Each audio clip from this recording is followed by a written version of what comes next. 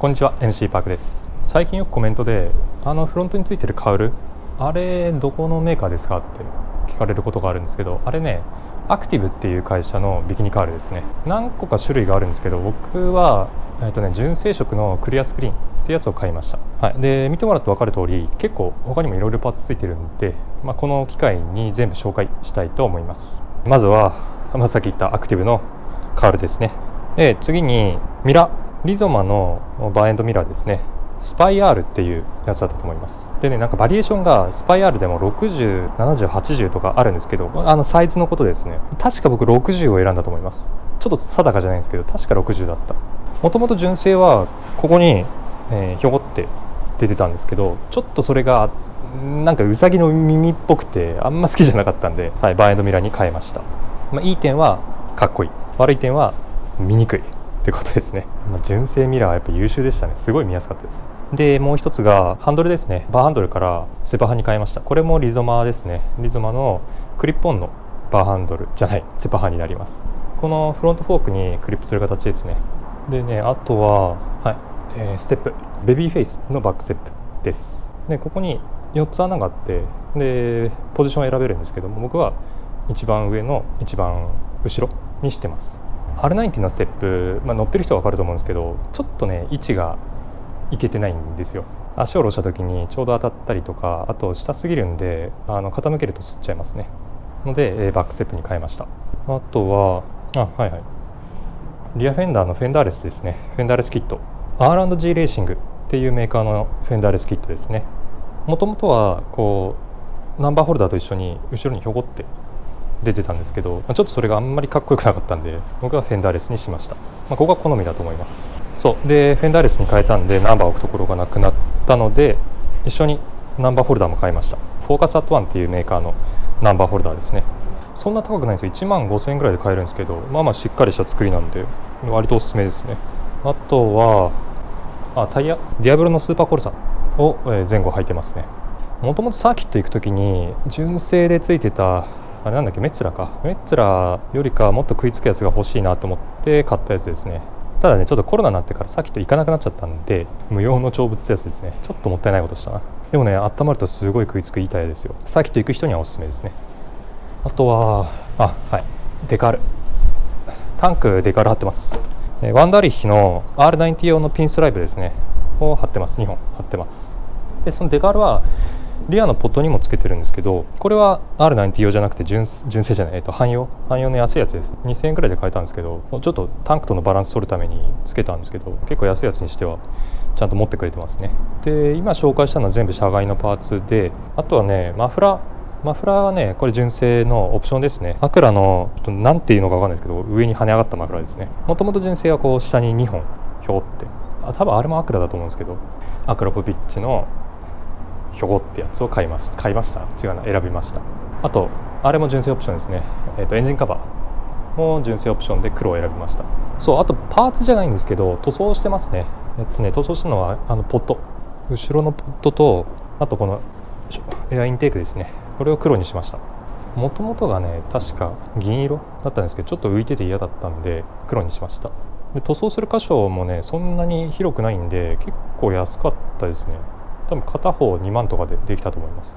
ただね、今は多分ですよ。多分このポットもエアインテークも黒のやつって社外品であると思うんですよ。探してないんでちょっとはっきりは言えないんですけどね。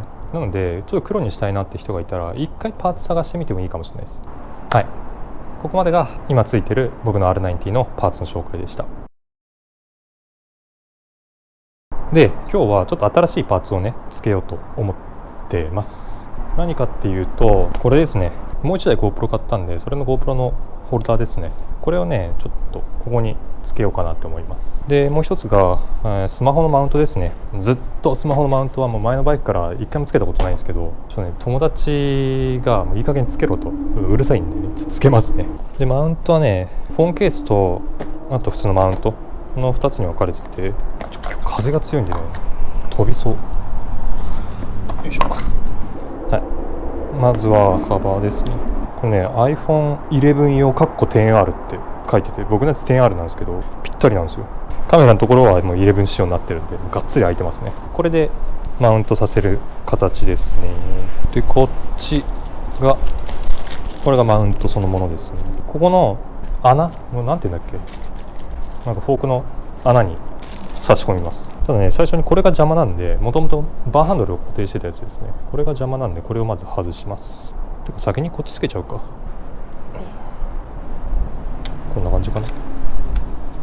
ワッシャー買った方がいいですね。ワッシャーかませないと多分緩んじゃう。こんな感じですね。実際に GoPro つけてみましょうか。サブカメの GoPro の Hero 5です。これをここがちょっと入りそうですね。まあいっか。はい、サブカメマウント完了です。で次がこれですね。ちょっとでけえな。こっちガッて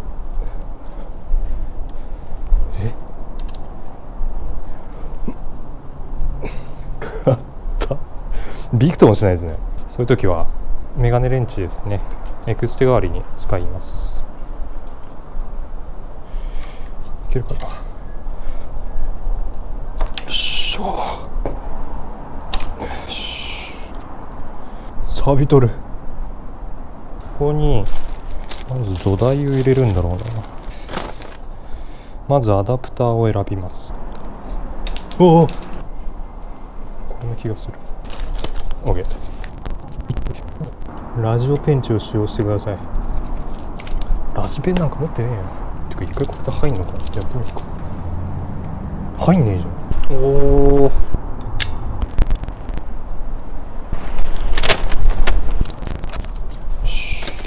でこういうやつを待って、これつかねえんじゃない？大丈夫かよ。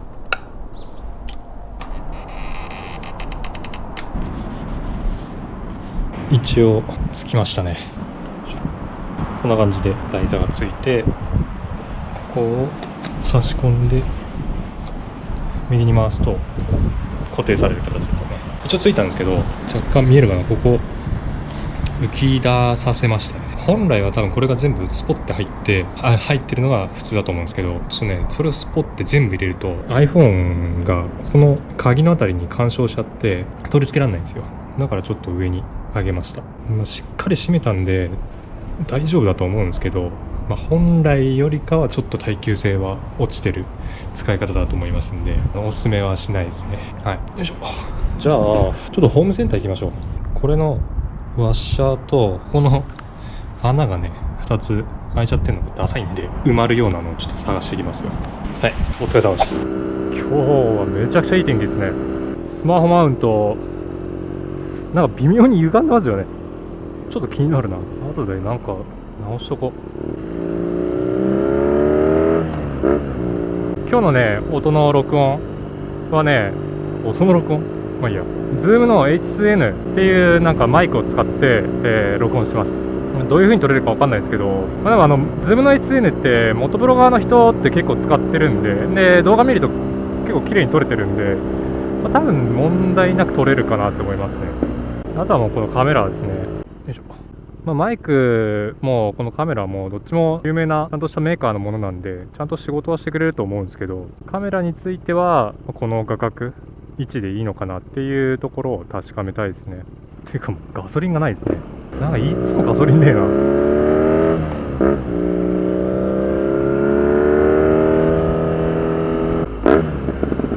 特に話すことは前半のパーツ紹介がメインだったんで今はあんまないんですけど、1個あるとすればヨーロッパツーリング、ごめんなさい、結構ねサボっちゃってましたね。